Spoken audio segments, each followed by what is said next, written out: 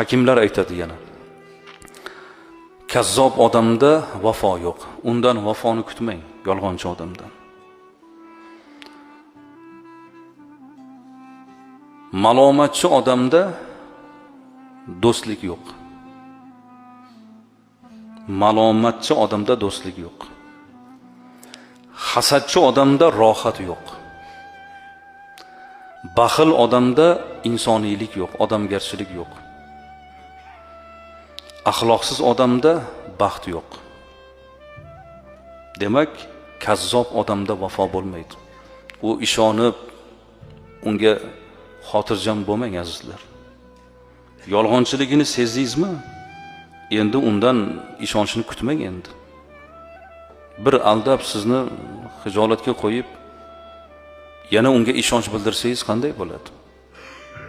Demak, yolg'onchi odamda vafo yo'q azizlar.